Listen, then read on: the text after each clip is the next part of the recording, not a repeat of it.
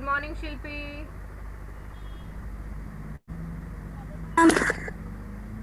आज कहाँ रह गई थी? बड़ी देर कर दी क्लास के लिए।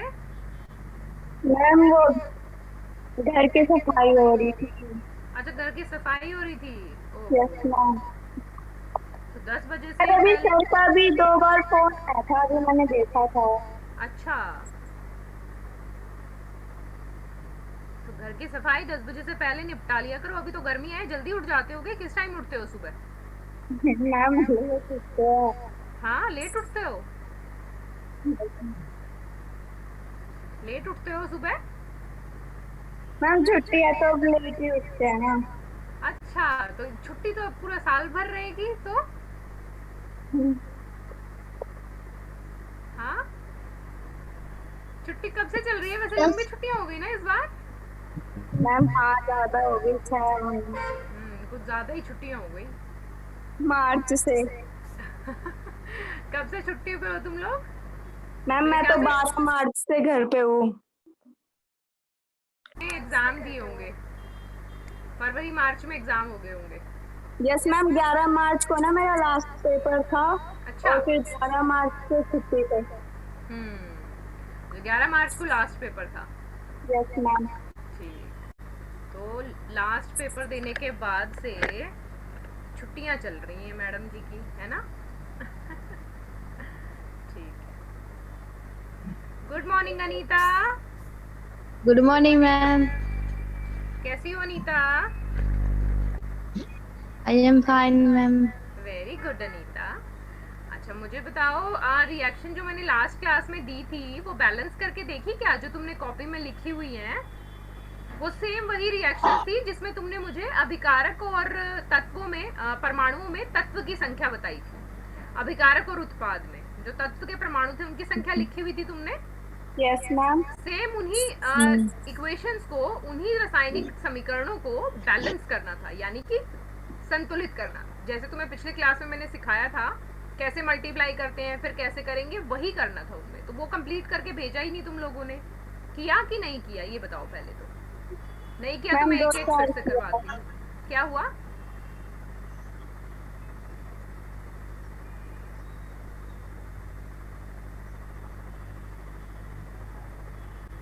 क्या कह रही हो शिल्पी?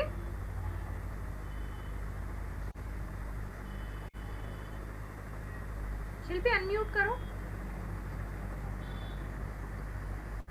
Hello ma'am. हाँ, बताओ क्या कह रही थी? मतलब दो चार करे हैं मैंने बैलेंस। वो बैलेंस करनी आई कि नहीं आई ये बताओ पहले तो। अगर नहीं आई तो सिखाऊं फिर से?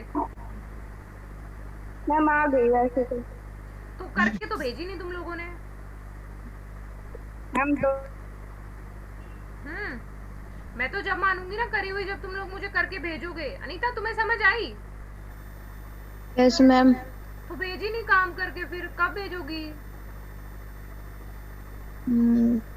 समझ में आने का तो तब कंफर्म होगा ना जब काम करके ग्रुप पे डालोगी। करा है वो कि नहीं करा ये बताओ पहले।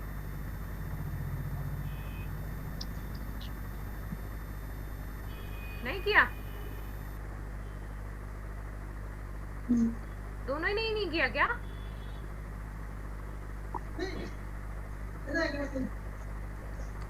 बोलो बोलो जल्दी। मैम करा है मैंने तो 2 4, मैंने आपको कहा। 2 4? कितनी थी वो? 10 थी। और मेरे ख्याल से 2 4 तो मैंने ही करा दी थी। हम्म। मैम आज डाल दूंगी ग्रुप में करके। आज डाल दोगी ग्रुप में करके? Yes ma'am. ठीक है। एक रिएक्शन लिखो, H2O। मैम 2 मिनट बस। कॉपी पेन ले लो अनीता। मैम ला यस रहे हैं, मैम। 2 मिनट। ग्रुप में डाल दिया?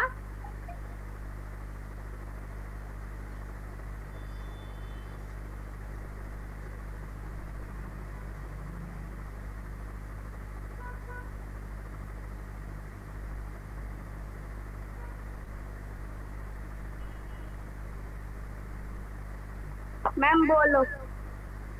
H2O।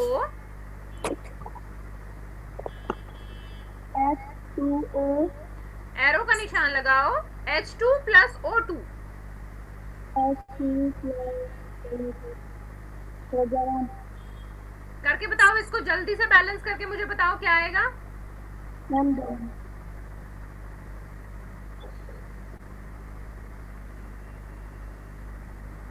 मैम अभी कारक में H तो 2 आएगा हाँ और उत्पाद में H भी 2 ही आएगा हाँ। और O में 1 आएगा और उसमें भी O में 2 आएगा हम्म। तो बैलेंस हो गई।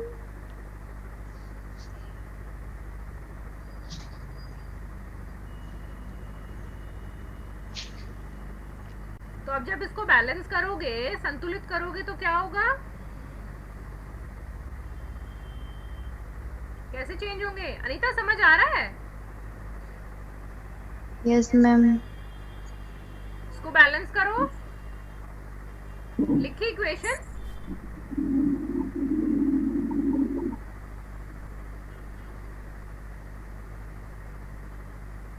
लिखी कि नहीं लिखी? क्या लिखी बताओ मुझे एक बार।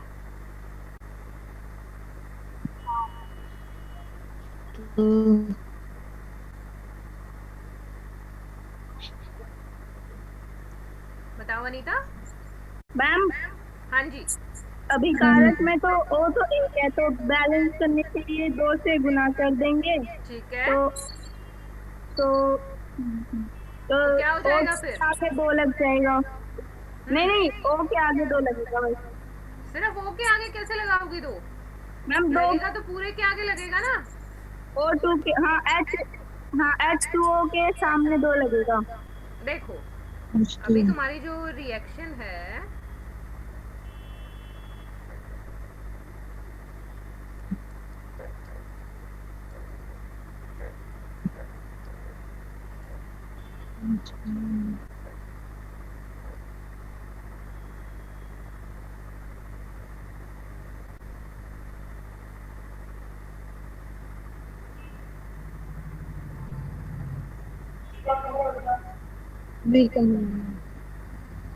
ऐसे है।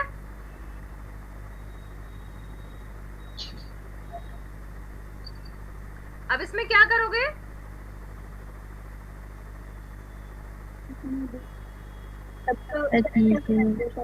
क्या करोगे इसमें? अनीता बताओ, अभी कारक में हाइड्रोजन कितने हैं? 2 और उत्पाद में कितने हैं? 2 तो यानी कि ये तो बराबर है। ठीक है। ऑक्सीजन की बात करें तो ऑक्सीजन कितने हैं? 1 कहाँ पर? H2O के ऊपर। अभी कारक में। अभी कारक में अभी कारक में ऑक्सीजन 1 है और उत्पाद में कितने हैं? 2 है। तो अब किसको पहले बैलेंस करना पड़ेगा? ऑक्सीजन को। किस तरफ बैलेंस करना पड़ेगा? अभी कारक की तरफ। यानी कि यहाँ पर मैं क्या करूंगी, कितने से गुणा कर दूं? 2 से। यहाँ से मैं 2 से गुणा करूंगी तो इसका मतलब है मैं इस पूरे को 2 से गुणा कर दूं। तो अब देखो ऑक्सीजन तो 2 हो गए, लेकिन मेरे हाइड्रोजन कितने हो गए? 4 ये कितने हो गए मेरे? 4 हो गए। तो अब ये यहाँ पर 2 है तो यहाँ पर 4 करने के लिए क्या करूं? माइनस यहाँ पे भी 2 से गुणा कर दूं, है ना? तो मेरी अभिक्रिया क्या बन जाएगी? 2H2O arrow 2H2 plus O2। समझ आया? समझ आया अनीता? Yes ma'am. शिल्पी आपको? Yes ma'am. तो आप कर सकती हो बैलेंस, है ना? हाँ मैम। ठीक है, चलो आगे चलते हैं। अब ये तो बात हमें समझ में आ गई कि रासायनिक जो समीकरण होती है उसको संतुलित कैसे करते हैं। ठीक है। अब है जो भी हमारी रासायनिक अभिक्रिया होती है उसको और ज्यादा जानकारी पूर्ण हम कैसे बना सकते हैं, हमें कैसे पता चलेगा कि जो भी चीज है वो कैसे है। तो इसके लिए हम एक वीडियो देखते हैं। हमने पिछले वीडियो में समीकरण आवाज आ रही है? करना सीखा था। Yes ma'am. जाए संतुलित समीकरण को ध्यान से देखें। क्या इस समीकरण से हमें अभिकारकों या उत्पादों की भौतिक अवस्था के बारे में जानकारी मिल रही है? जी नहीं, हमें उनकी भौतिक अवस्थाओं की कोई जानकारी नहीं मिल रही है। ध्यान दें, किसी भी रासायनिक समीकरण को और सूचनापूर्ण बनाया जा सकता है उनकी भौतिक अवस्था को दर्शाकर, जैसे कि ठोस अवस्था को S से, द्रव्य अवस्था को L से, गैस अवस्था को G से और आखिर में जलीय अवस्था को AQ से लिख सकते हैं। आइए कुछ उदाहरण देखते हैं। मैग्नीशियम जो कि ठोस अवस्था में लिया गया है, इसके साथ हमने S लिखा है। गैस अवस्था के लिए ऑक्सीजन के साथ अभिक्रिया कर ठोस अवस्था का मैग्नीशियम ऑक्साइड बन रहा है। चलिए एक और उदाहरण देखते हैं। आयरन जो कि ठोस अवस्था में लिया गया है, भाप के साथ अभिक्रिया कर आयरन ऑक्साइड और हाइड्रोजन बना रहा है। ध्यान दीजिए, इस समीकरण में H2O के साथ G चिन्ह का उपयोग किया गया है, जो कि दर्शाता है कि जल को द्रव्य अवस्था में नहीं बल्कि भाप के रूप में लिया गया है। इसी तरह भौतिक अवस्था के अलावा अभिक्रिया में तापमान, दबाव, उत्प्रेरक भी दर्शाया जाता है।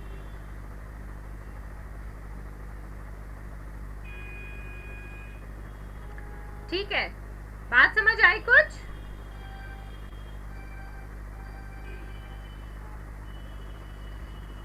क्या समझ में आया? अनीता, शिल्पी, जल्दी बताओ मुझे क्या समझ आया। अनम्यूट करो दोनों। वीडियो की आवाज क्लियर थी ना? Yes ma'am. अनीता, समझ में आया कि कैसे हम जो भी हमारे तत्व हैं उनकी भौतिक अवस्था दिखा सकते हैं, है ना? Yes ma'am.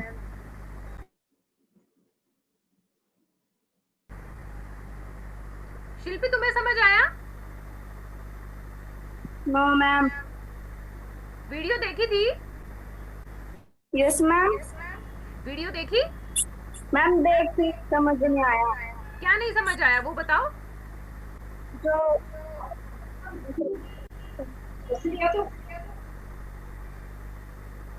बताओ जल्दी, क्या नहीं समझ आया? समझाती हूँ फिर मैं। क्या? ना बेकार का शोर मत करो, चले जाओ तुम भी यहाँ से।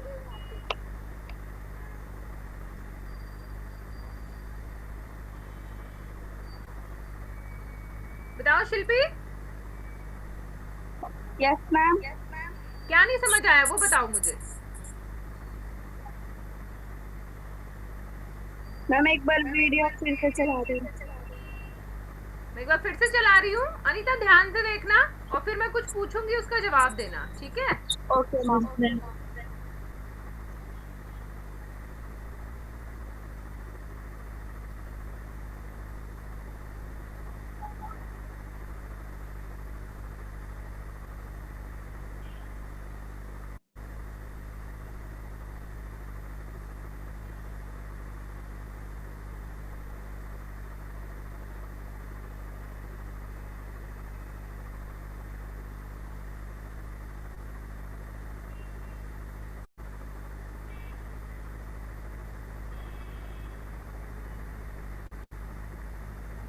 ध्यान से देखना शिल्पी। पिछले वीडियो में समीकरण को संतुलित करना सीखा था।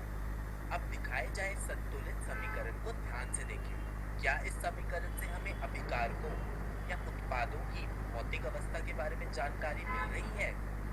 जी नहीं, हमें उनकी भौतिक अवस्थाओं की कोई जानकारी नहीं मिल रही है। ध्यान दें, किसी भी रासायनिक समीकरण को और सूचनापूर्ण बनाया जा सकता है उनकी भौतिक अवस्था को दर्शाकर, जैसे कि ठोस अवस्था को S से, द्रव्य अवस्था को L से, गैस अवस्था को G से और आखिर में जलीय अवस्था को AQ से लिख सकते हैं। आइए कुछ उदाहरण देखते हैं। मैग्नीशियम जो कि ठोस अवस्था में लिया गया है, इसके साथ हमने S लिखा है। गैस अवस्था के लिए ऑक्सीजन के साथ अभिक्रिया कर ठोस अवस्था का मैग्नीशियम ऑक्साइड बन रहा है। चलिए एक और उदाहरण देखते हैं। आयरन जो कि ठोस अवस्था में लिया गया है, भाप के साथ अभिक्रिया कर आयरन ऑक्साइड और हाइड्रोजन बना रहा है। ध्यान दीजिए, इस समीकरण में H2O के साथ G चिन्ह का उपयोग किया गया है, जो कि दर्शाता है कि जल को द्रव्य अवस्था में नहीं बल्कि भाप के रूप में लिया गया है।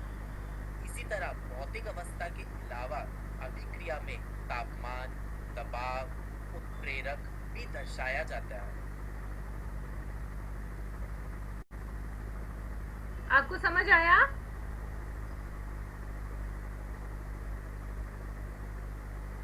हाँ शिल्पी, मैम। आप समझ आया बेटा? यस मैम, थोड़ा बता दो। देखो मैं बताती हूँ तुम्हें। हमारे पास जो आसपास हमारे पदार्थ होते हैं, जितनी भी चीजें होती हैं, वो किस किस अवस्था में होती हैं? या तो ठोस अवस्था में होती हैं, या द्रव अवस्था में होती हैं, या गैस अवस्था में होती हैं, या पानी में घुली हुई होती हैं। जैसे अगर मैं नमक को और पानी को एक साथ घोल दूं तो वो कैसा बन जाएगा? एक सॉल्यूशन बन जाएगा, एक विलयन बन जाएगा, जिसको हम बोलते हैं एक्यू, एक्वस। ठीक है, उसको हम एक्यू लिखते हैं।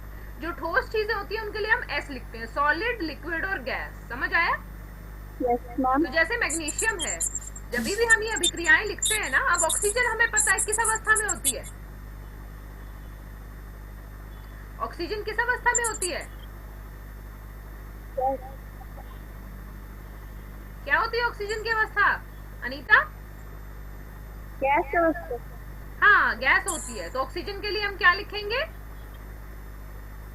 जी लिखेंगे। ठीक है, जैसे अभी हमने एक रिएक्शन लिखी थी H2O वाली, उसी पे आ जाते हैं वापस। ये वाली याद है? अब इसमें अगर हमें इनकी रासायनिक भौतिक अवस्था भी लिखनी हो, ये तो रासायनिक समीकरण हो गई। अब H2O किस फॉर्म में होता है? जल की फॉर्म में होता है। तो यहाँ मैं क्या लिख दूंगी? इसके साथ में ब्रैकेट में लिख दूंगी L। ठीक है, यहाँ पर इसके साथ ब्रैकेट में क्या लिख दूंगी? हाइड्रोजन गैस होती है, तो यहाँ पे छोटा सा ब्रैकेट में लिख दूंगी G। ऑक्सीजन के साथ भी ब्रैकेट में क्या लिख दूंगी?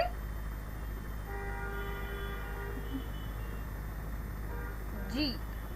समझ आया? Yes ma'am. G का मतलब है गैस अवस्था, L का मतलब है लिक्विड अवस्था यानी कि पानी जैसी अवस्था, और S का मतलब है सॉलिड अवस्था यानी कि ठोस अवस्था, और AQ का मतलब है अगर किसी चीज को पानी में घोलकर हम लेते हैं। समझ आई बात? Yes ma'am. ये चीज हो जाएगी, इसमें कंफ्यूज तो नहीं होगे? No ma'am. ठीक है,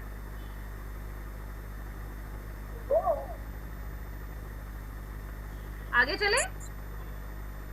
यस मैम। चलो आगे पढ़ते हैं।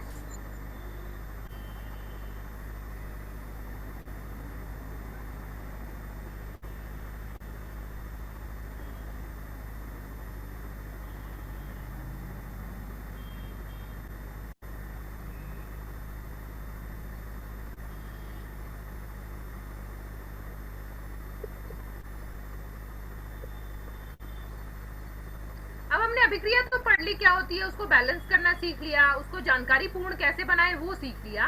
अब सीखते हैं ये जो अभिक्रियाएं होती हैं ये कितने प्रकार की होती है। ठीक है, वीडियो ध्यान से देखना। केमिस्ट्री में बहुत सारी रिएक्शंस आती हैं और आज हम इन्हीं में से 5 महत्वपूर्ण रिएक्शंस के बारे में पढ़ेंगे। पहली है संयोजन अभिक्रिया, जिसे इंग्लिश में कॉम्बिनेशन रिएक्शन कहते हैं। दूसरी है वियोजन अभिक्रिया, जिसे इंग्लिश में डीकंपोजिशन रिएक्शन कहते हैं। तीसरी है विस्थापन अभिक्रिया, जिसे इंग्लिश में डिस्प्लेसमेंट रिएक्शन कहते हैं। चौथी है द्विविस्थापन अभिक्रिया, जिसे इंग्लिश में डबल डिस्प्लेसमेंट रिएक्शन कहते हैं। और पांचवी और आखिरी है उपचयन एवं अपचयन, जिसे इंग्लिश में ऑक्सीडेशन रिडक्शन कहते हैं। इनके बारे में और अच्छे से पढ़ने से पूर्व आइए एक बार पहले इन्हें अपनी कॉपी में नोट कर लें। तो शुरुआत करते हैं संयोजन अभिक्रिया से, जिसे हम कॉम्बिनेशन रिएक्शन भी कहते हैं। तो संयोजन शब्द से आप क्या समझते हैं? इसका मतलब होता है दो या उससे अधिक वस्तुओं का जोड़ना। मान लीजिए हमारे पास दो पदार्थ हैं, A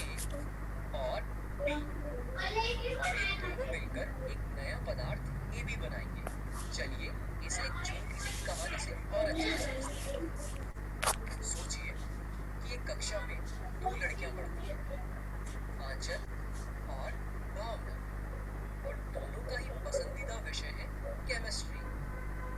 अब केमिस्ट्री विषय साथ पढ़ते पढ़ते कक्षा में दोनों अच्छे दोस्त बन जाते हैं और हमेशा एक साथ रहते हैं। तो इस कहानी में हमने क्या देखा? हमने देखा कि पहले आंचल और भावना अलग अलग रहते थे, लेकिन बाद में दोनों एक साथ रहने लगे। तो इस कहानी के आधार पर हम संयोजन अभिक्रिया को आसानी से याद रख सकते हैं। आइए अब कुछ उदाहरणों पर चर्चा करते हैं। हाइड्रोजन और ऑक्सीजन से जल का निर्माण होगा। कोयले का दहन भी संयोजन अभिक्रिया का उदाहरण है। यहाँ कोयला हवा में ऑक्सीजन के साथ अभिक्रिया करके कार्बन डाइऑक्साइड बनाता है। ध्यान दें, ऊपर समझाए गए दोनों ही उदाहरणों में दो अभिकारक मिलकर सिर्फ एक उत्पाद बना रहे हैं। तो अब हम संयोजन अभिक्रिया को सरल शब्दों में कैसे समझ सकते हैं? हम कह सकते हैं कि जब दो या दो से अधिक पदार्थ संयोग करके एक उत्पाद का निर्माण करते हैं तो ऐसी अभिक्रियाओं को संयोजन अभिक्रिया कहते हैं। ध्यान दें, मैंने कहा दो या दो से अधिक पदार्थ, मतलब यदि कभी अभिक्रिया कुछ इस प्रकार हो कि A, B और C अभिक्रिया करके ABC बनाए तो यह भी संयोजन अभिक्रिया का ही उदाहरण है। चलिए अब संयोजन अभिक्रिया की बहुत ही महत्वपूर्ण अभिक्रिया को क्रियाकलाप से समझते हैं। सबसे पहले पानी से भरा एक बीकर लेते हैं और कैल्शियम ऑक्साइड ले। अब थोड़ा कैल्शियम ऑक्साइड को बीकर में डाल दें। अब क्रियाकलाप को गौर से देखें। आइए हमने क्रियाकलाप में जो भी देखा उस पर चर्चा करते हैं। ऊपर दिखाए गए क्रियाकलाप में शामिल अभिक्रिया कुछ इस प्रकार है। इस अभिक्रिया में कैल्शियम ऑक्साइड पानी के साथ अभिक्रिया करने पर कैल्शियम हाइड्रोक्साइड बना रहा है, जो कि उत्पाद है। पर ध्यान दें, अभिक्रिया होने पर उत्पाद के साथ साथ अधिक मात्रा में ऊष्मा भी उत्पन्न हो रही है।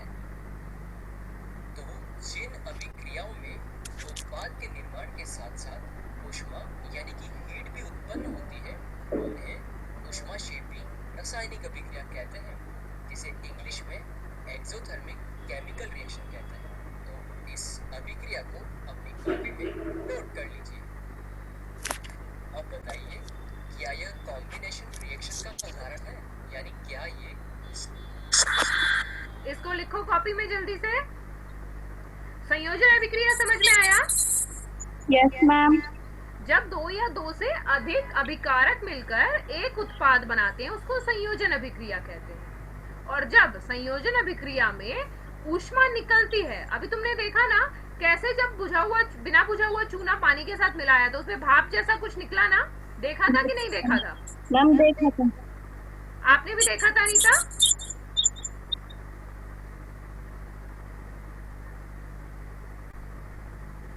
अनीता देखा था आपने भी?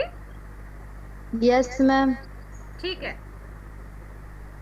तो ऐसी जो अभिक्रिया जिसमें ऊष्मा निकलती है उसको क्या बोलते हैं? ऊष्मा क्षेपी रासायनिक अभिक्रिया। तो हमें दो अभिक्रिया पता चली, एक तो संयोजन अभिक्रिया और एक ऊष्मा क्षेपी अभिक्रिया। संयोजन क्या होती है? जिसमें दो या दो से ज्यादा अभिकारक मिलकर एक उत्पाद बनाते हैं। और ऊष्मा क्षेपी जिसमें ऊष्मा या हीट निकलती है, ऐसी अभिक्रिया को ऊष्मा क्षेपी अभिक्रिया कहते हैं।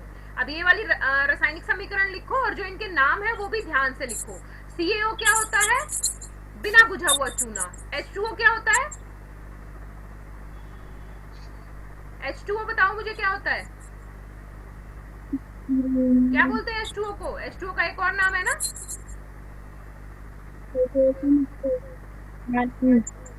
क्या बोलते हैं अनीता? जल। जल। Very good. और जल के आगे क्या लिखा हुआ है? अच्छा, ये जो S लिखा हुआ है इसका क्या मतलब है? सिल्वर।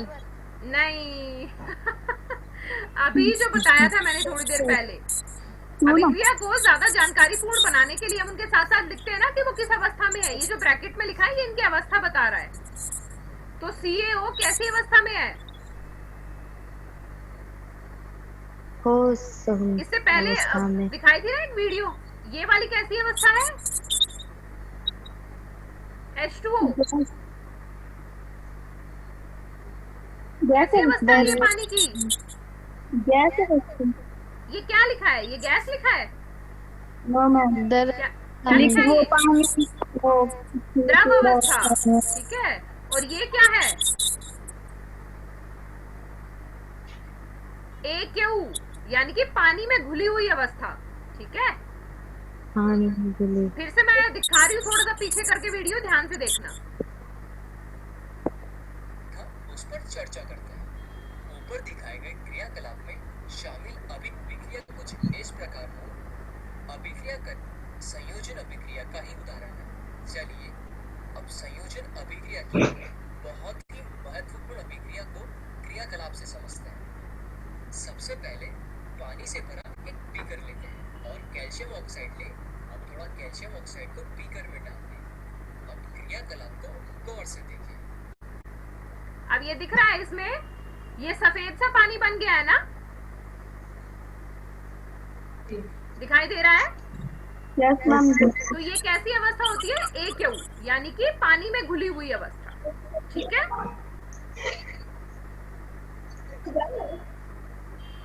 समझ आया? आइए हमने क्रियाकलाप में जो भी देखा उस पर चर्चा करते हैं। शामिल अभिक्रिया कुछ इस प्रकार है। इस अभिक्रिया में कैल्शियम ऑक्साइड पानी के साथ अभिक्रिया करने पर कैल्शियम हाइड्रोक्साइड बना रहा है, जो कि उत्पाद है। पर ध्यान दें, अभिक्रिया होने पर उत्पाद के साथ साथ अधिक मात्रा में ऊष्मा भी उत्पन्न हो रही है। तो जिन अभिक्रियाओं में उत्पाद के निर्माण के साथ साथ ऊष्मा यानी कि हीट भी उत्पन्न होती है, उन्हें ऊष्माक्षेपी रासायनिक अभिक्रिया कहते हैं, जिसे इंग्लिश में एक्सोथर्मिक केमिकल रिएक्शन कहते हैं। तो इस अभिक्रिया को अपनी कॉपी में नोट कर लीजिए। अब बताइए, क्या यह कॉम्बिनेशन रिएक्शन का उदाहरण है, यानी क्या ये संयोजन अभिक्रिया का उदाहरण है? जी हाँ, क्योंकि इस अभिक्रिया में भी दो अभिकारक मिलकर एक ही उत्पाद बना रहे हैं। तो चलिए देख लेते हैं हमने अभी तक क्या क्या पढ़ा है। हमने पढ़ा है संयोजन अभिक्रिया और ऊष्माक्षेपी रासायनिक समीकरण। अब आइए इन्हें परिभाषित भी कर लेते हैं। संयोजन अभिक्रिया यानी जब दो या दो से अधिक अभिकारक एकल उत्पाद का निर्माण करते हैं तो इसे संयोजन अभिक्रिया कहते हैं। इसे अपनी कॉपी में नोट कर लीजिए। ऊष्माक्षेपी रासायनिक अभिक्रिया अर्थात जिन अभिक्रियाओं में उत्पाद के निर्माण के साथ साथ ऊष्मा भी उत्पन्न होती है, उन्हें ऊष्माक्षेपी रासायनिक अभिक्रिया कहते हैं। तो इस परिभाषा को भी अपनी कॉपी में नोट कर लीजिए। ठीक है बच्चों, समझ में आया? Yes ma'am. बहुत सारी रिएक्शंस होती है, जिसे इंग्लिश में कॉम्बिनेशन रिएक्शन कहते हैं। ठीक है, दूसरी है वियोजन अभिक्रिया, जिसे इंग्लिश। तो क्लियर हुई ये चीज?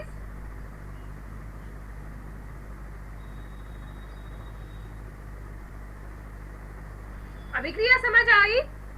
संयोजन अभिक्रिया किसे कहते हैं? अब अगर मैं कोई अभिक्रिया दिखाऊंगी तो उसको देखकर बता सकते हो ना कि ये संयोजन है या नहीं है? Yes ma'am. और ऊष्माक्षेपी भी समझ आया? ऊष्माक्षेपी किसे कहते हैं?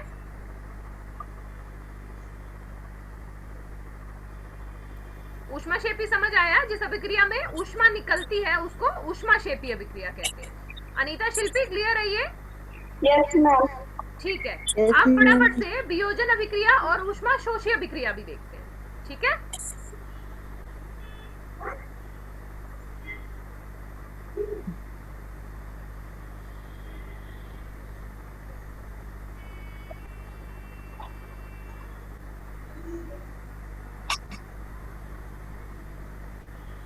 ध्यान से देखना इस वीडियो को, फिर यहाँ से हमें 4 तरीके की अभिक्रियाओं के बारे में पता चलेगा और उनमें डिफरेंस करना भी हमें पता होना चाहिए कि क्या है।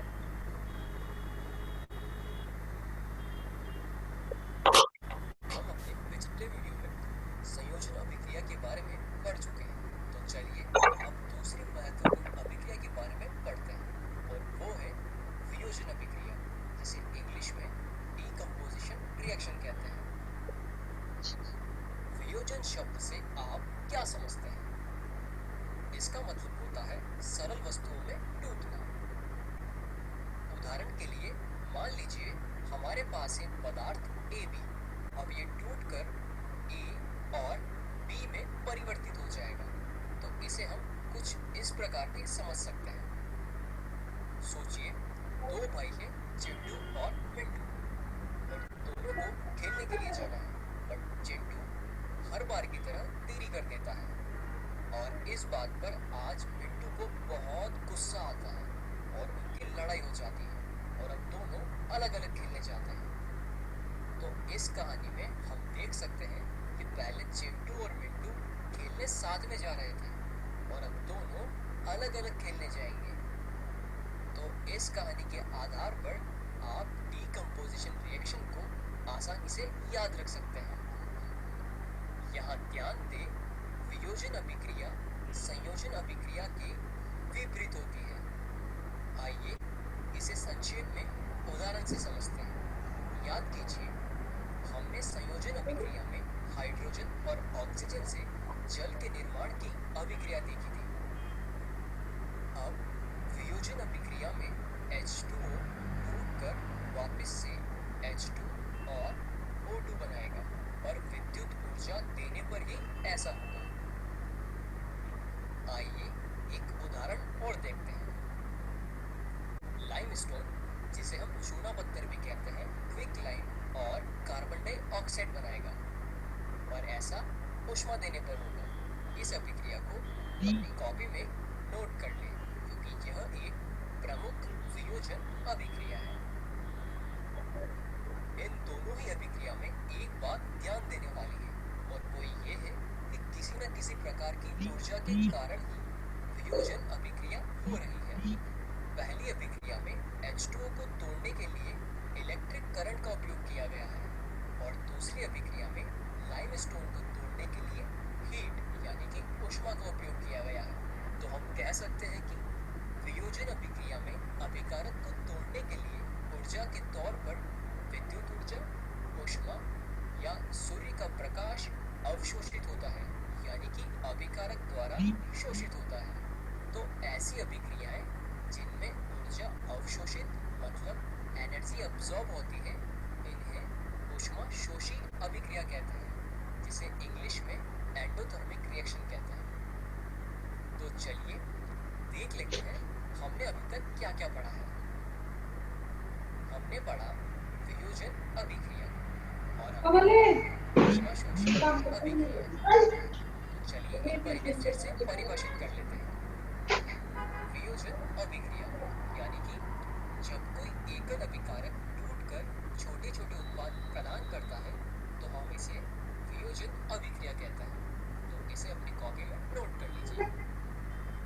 और फिर हमने पढ़ा था ऊष्माशोषी अभिक्रिया, अर्थात ऐसी अभिक्रिया जिसमें ऊष्मा अवशोषित होती है, उन्हें हम ऊष्माशोषी अभिक्रिया कहते हैं। तो इस परिभाषा को भी अपनी कॉपी में नोट कर लीजिए। हम पढ़ चुके हैं कि वियोजन अभिक्रिया क्या होती है, तो इस पर आधारित एक क्रियाकलाप करते हैं। सबसे पहले एक सूखी टेस्ट ट्यूब में 2 ग्राम फेरस सल्फेट क्रिस्टल लीजिए। याद रखें क्रिस्टल्स ग्रीन कलर के हैं। अब टेस्ट ट्यूब को बर्नर के ऊपर रखकर गर्म करें। क्या आपने ध्यान दिया कि फेरस सल्फेट क्रिस्टल्स के हरे रंग में परिवर्तन हुआ है और अब वे गुलाबी रंग के हो गए हैं? तो आइए हमने क्रियाकलाप में जो देखा उस पर चर्चा करते हैं। क्रियाकलाप में शामिल अभिक्रिया कुछ इस प्रकार है। हमने देखा गर्म करने पर FeSO4 ने जल का त्याग कर दिया, जिसे हरे रंग के क्रिस्टल गुलाबी रंग में बदल गए और साथ साथ सल्फर डाइऑक्साइड और सल्फर ट्राइऑक्साइड गैसें भी उत्पन्न हुई, जिन्हें सूंघकर पहचाना जा सकता है। और ये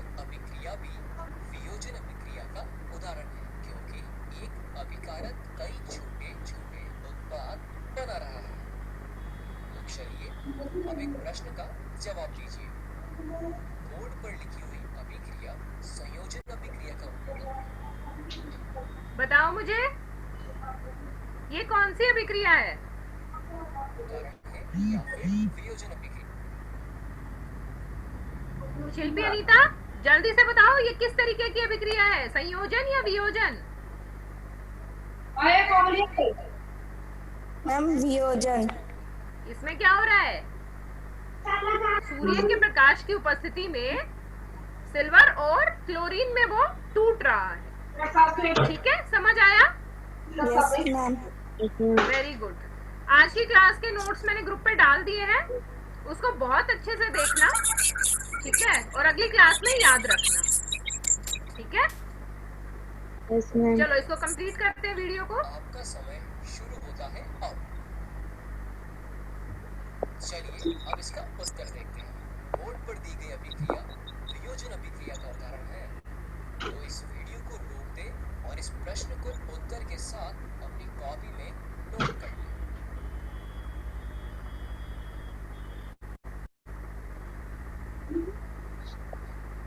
ठीक है, समझ आया दोनों को? Yes yes ma'am. अनीता आपको भी? Yes ma'am.